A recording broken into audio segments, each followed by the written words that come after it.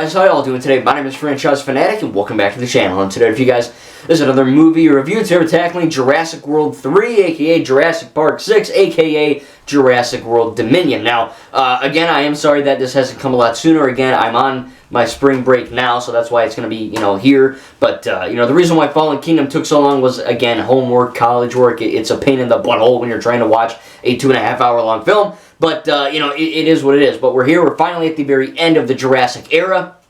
We've covered the Jurassic Park trilogy, we've covered Jurassic World 1 and 2, and now we're covering Dominion, the final film. Now, there is Camp Cretaceous, the animated show, which is canon. I own it, at least seasons 1 to 3. I haven't seen it yet. I'm currently working on... almost dropped it. Currently working on Avatar, The Last Airbender, and I'm going to have a video on that coming up soon as well. But this is important because this is not only Dominion, this is the extended version. Now, this Blu-ray comes with the extended and the theatrical, but the theatrical is 2 hours and 27 minutes. The extended version is 2 hours and 40. So a little over 10 minutes worth of new content.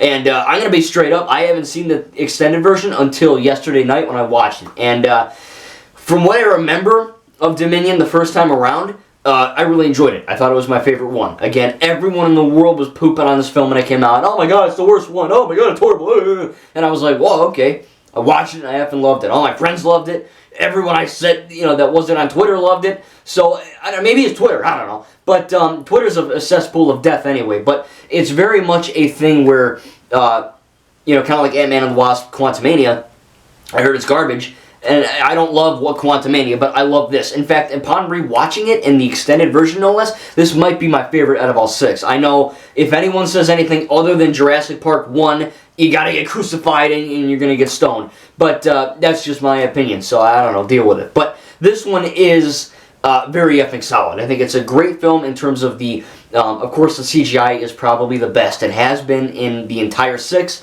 Obviously, again, I like to think of this as the end game, or the Rise of Skywalker, or, whatever, of Hobbit, Battle of the Five Armies, of the franchise, right? Because it's the final one. And I know they're like, oh, we're going to make more, but as far as we know right now, the Jurassic era, which is like the Skywalker saga, it's not the be-all, end-all of the franchise, but it's just a select, little viewpoint of it. And it's pretty good. Like I said, as far as negatives, I really can't think of too many. Again, from what I remember, the extended version is a little longer, of course, as I just said, but I don't necessarily remember what they added. I know they added the beginning. The extended version has that opening, 5-minute or so montage of the dinosaurs in the actual Jurassic or Cretaceous, Triassic, whatever period they're in. Sounds weird, but whatever time period they're in, I should say, that is when you have a little montage of what they're doing before Hammond and Lockwood and Macy's mom and all that, before they all got their little grubby mitts all over them, and then it transitions into Jurassic World, quote unquote, where they're not only into the film now, the actual events in the present, but you're into these dinosaurs in the real world. You got the freaking Mosasaurus in the ocean, you got the T-Rex in the middle of a desert, or you have a Triceratops running along with a horse or something. It's cool. And it's cool to see that they went with that route and they didn't go, I don't know, they're there and whatever. There's a significant moment of this film dedicated to, we need to deal with this, how are we going to deal with it? And the beginning of the film shows Claire Dearing and I believe Zia or Zoe, something like that. And, Franklin, is it Franklin? I don't know. I think of Franklin GTA 5. The black kid, the kid from Detective Pikachu. I don't know his name. Maybe it's Franklin. I don't know. They're back. They're good characters. I'm just blanking. They are in this, and, Claire, I think Claire does a really good job. And, again, in the first one, she's like, oh, I don't care about dinosaurs. They're just stupid animals we cooked up in a friggin' lab. Who cares? Fallen Kingdom, she really cares. In this film, she's caring so much that she's basically bending the law, breaking it even, so that she can get these dinosaurs to safety. And then that leads to the whole, Maisie plot with Claire and Owen having to basically take care of her, kind of like an adopted daughter, as well as going into the ramifications of, who she is, what she is, and the people that want her. InGen is kind of somersaulted into Biosyn. We have Dodgson, who was in the very first Jurassic Park film, played by a different guy. I think he's in jail now. Maybe he's dead. I don't know. But he effed up in some capacity. And, now we got the guy from, we have Peter Parker's dad from the Amazing Spider-Man franchise. He is the new Dodgson. Of course, it's a recast. But he's a great villain. I think as far as, there aren't really necessarily villains in the Jurassic era. There's Hoskins in the first one. There's Wu, I guess. But there isn't like a Thanos or a Palpatine or a Snoke. It's kind of the dinosaurs, the raptors are the bad guys, and the dinosaurs are the bad guys. Dominus Rex, Indoraptor, Giganotosaurus, which is a stupid name. You have all of these, dinosaur enemies, and to see that not Hoskins, what's his effing name? Dodgson is kind of the glue from the first film to this one. I think that actually makes a lot of sense and is pretty good. Maybe that's just me, but I like it. Now, we have the Alan Grant, Ian Malcolm, Ellie Sattler. We have them coming back, right? This is like the internet likes to call them the legacy characters of say, Ray and Finn meeting Han and Chewbacca, Luke and Leia, that type of thing. And it's the old cast meeting the new cast. They did it in Halloween. They did it in Scream, from what I can see. So, it's not a novel thing, but it's still cool to see. And look, this film could have easily just said, okay, they're there, and then they meet, and it's good. And that's what happens, right? You have Claire and Owen and Maisie and with their own subplot, and then you have Alan, Ian, and Ellie with their subplot. But by the end of the film, both connect, and they're not only together as a group, they're there because of their connecting story arcs. That's really freaking cool. Again, it could have been such easy. Could have been easy as, just saying, oh, it's, I don't know, Ian's there and Ellen's there, and Ellie's there and Alan's there and whatever, and then they meet. But they literally made it like a plot in the film, and that's pretty cool. There is a whole, that insect bug thing. I didn't really effing understand it the first time I saw it in theaters. I kind of got it, but this extended version, right, besides the intro where it's a little extended, a little longer, there's a few moments that I really couldn't honestly remember what even was added. Genuinely. And I love the film, but I couldn't ever think of it. There's a scene where Owen is like, oh, am I bleeding? Is my arm okay? And Claire's like, am I okay? Are you okay? Stuff like that. I don't think that was in the film. But I can't necessarily remember too much other than those few scenes. That's not to say it's bad. I highly recommend watching the extended version because it is longer, right? You get more of a movie. But, it actually does kind of, I guess, give leeway to what they're doing for the rest of the film, which is really cool. But again, their side plots are really cool. The insect thing was a bit wonky, but now I got it, right? Wu kind of did a little backdoor project, kind of like Lockwood and all that. They don't necessarily retcon it. They kind of just explain that they weren't really lying to, or they were lying to Maisie in Fallen Kingdom, and that, no, Maisie's mom did have a kid, and she basically effed with the genomes and all of that, which in real world is very controversial because then you're essentially playing God. Everyone can have the same color hair, everyone can be this, everyone can be that.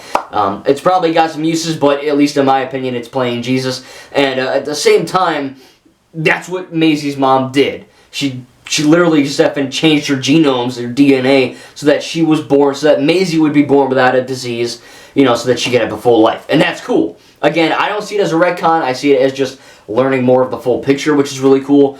So that's really interesting. I think the action scenes are great, obviously. There aren't really a whole lot of, like, human-to-human fight like Fallen Kingdom. There's one scene with Owen in a knife fight, and, the action's good. The way it's filmed is great. Cinematography is fantastic. Again, CGI is great and all that. Plot is really good. I think that it's definitely a conclusion to this franchise. It's not like, there could be 100 more, and there probably will be, but it does feel like an endgame or the Rise of Skywalker of that specific saga or era, you know what I'm saying? So it is really cool to see it at, I don't want to say end. I guess it's like Ninjago Crystallized, you know what I mean? Without spoiling anything, Crystallized Season 15 and Ninjago is the end of that show, but United, what we're getting this year, it's still canon, it's just not Season 16. You know what I mean? It's kind of weird, it's kind of hard to explain it, but hopefully you understand what I'm saying. You know what I mean? It's the end of one specific part of the story. It's not the end of the franchise as a whole. So I think that's kind of cool to see how we're going to be going around with it in the future. But as what we have right now, I think it's really fun. The action is fantastic. The shots are great. This is probably my favorite Jurassic movie in general in terms of the comedy, in terms of the acting, the writing, the action, the CGI, the cinematography, the editing. It's all so freaking good. And I think the storyline's great. I think that there are some really good payoffs between Ellie and Alan, and they finally kiss. It makes me smile every goddamn time because it's, you want it, you know what I mean? And there's really cool moments in there like that.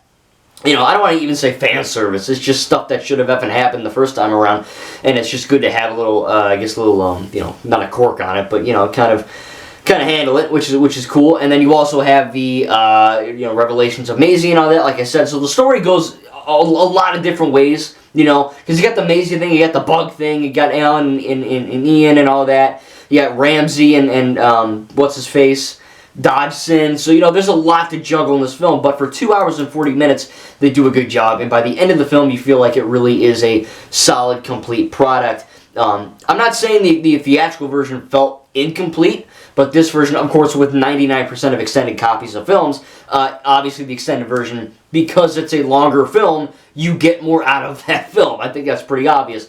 But, they could have easily mucked it up and just added dumb scenes of comedy that didn't work. And all the scenes that they did add were pretty good. I love the scene. I mean, this film is literally a freaking adrenaline rush from second one. You know what I mean? From the second you're in there, you've got the you have fight scenes, and you have dinosaur chases. Then you have the scene where Claire's like in the swamp. I think it was a poster, and her head's in the water. There's a lot of intense moments. It's very fun, very action-packed. Kayla Watts is a good character. I know she was all in interviews. Everything out of her mouth was, "I'm a lesbian in the movie." It's okay. Who gives a shit? You know what I mean? They don't necessarily say it in the film. So I don't want to say it is a woke film. It's probably the wokest out of all six, since they have to put that in there. But it isn't like, she's not making out with any chicks, or she's not saying, "Ooh, she's hot." You know what I mean? She's not doing that. There's literally a line where she's like, "Ah, you like Claire?" And Owen says, "Yeah." She said, "Yeah, I like redheads too." Now, obviously, that means she's a lesbian, right? And that's woke. But at the same time, I guess an older person or my dad would have thought, "Oh, she likes redhead because there are redhead dudes." I'm not gonna lie, okay, they exist, right? I know they're gingers. I don't know. I don't know the terminology, but redhead can apply to a man and a woman, I'm pretty sure. So of course, she wasn't referring to a man because again, every interview in the world, she's proclaiming that she's lesbian. But that really doesn't have anything to do with her character. So yes, it's a bit cringy, and it's a bit woke, but it's not, a ham down your face, it's just swallow the pill, you know what I mean? They're not doing that, which is nice.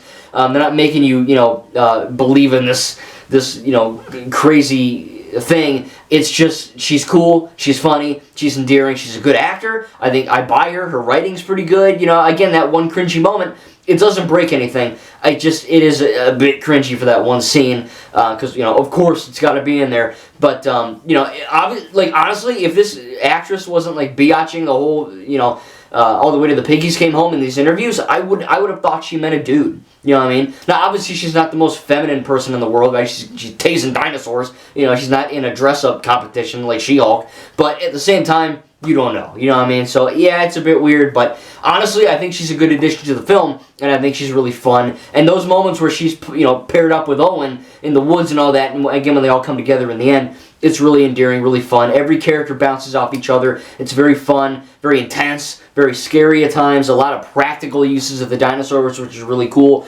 It's not all CGI, which is nice. And yeah, man, it's just a full, complete product. I really enjoyed every second of the film. The plot is even better.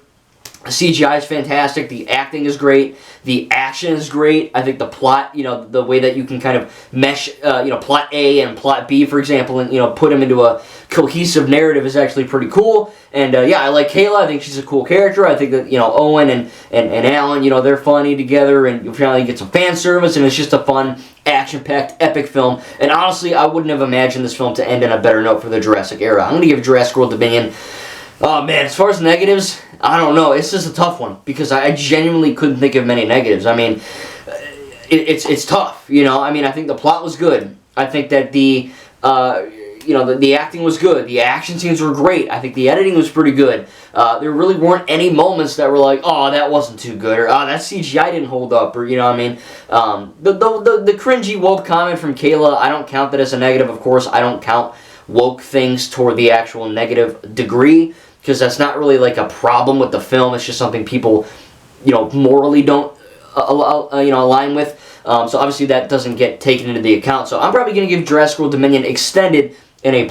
I genuinely can't think of anything negative to say about the film. And I was thinking, trust me, I was thinking, I'm watching it, I'm like, what can I say, you know? But the extended versions were good, the clips they added were really nice, and it's just a really fun, intense film. And again, I'm not kidding. Every Jurassic movie's fun, even Jurassic Park 3. But this film consistently, you're on the edge of your seat. You know what I mean? Whether there's a chase scene or a fight scene or an intense scene or a funny scene, everything works. Everything connects, and it's really, really great to see. And I cannot wait to see what they do with the Jurassic World franchise, you know, the Jurassic era franchise going forward. Again, I have not seen Camp Cretaceous. I do want to see that. Again, I own it, but once I finish Avatar, I'll probably get to it one of these times. But yeah, tell me what you think about Jurassic World Dominion down below. What's your favorite out of all the 6? And have you seen the theatrical or the extended? If you have, what do you like better? Again, I'm obviously going to recommend the extended because it's longer and it just gives you more, you know, footage in the film. But it also kind of, you know, having that little opening of the dinosaurs really paints a picture that this is like a complete full circle. This is before they were tampered with, and this is what they were when they were tampered with. But now that we have to kind of coincide with them and all that, so it's a really good film. Really, you know, the whole 6 films are just. They're great fun, they're action-packed, they have really good morals, I think. They really make the audience think, and they're just full of great action and really intense, awesome, scary moments. And honestly, the Jurassic era, man, it's one of my favorite franchises of all time. Cannot wait to see it grow and extend, hopefully, in the future. And Dominion, so far, as far as me rewatching all 6, finally we're at the end of this little thing here, but yeah, Dominion Extended is by far my favorite. Thank you guys, and we'll see you in the next video.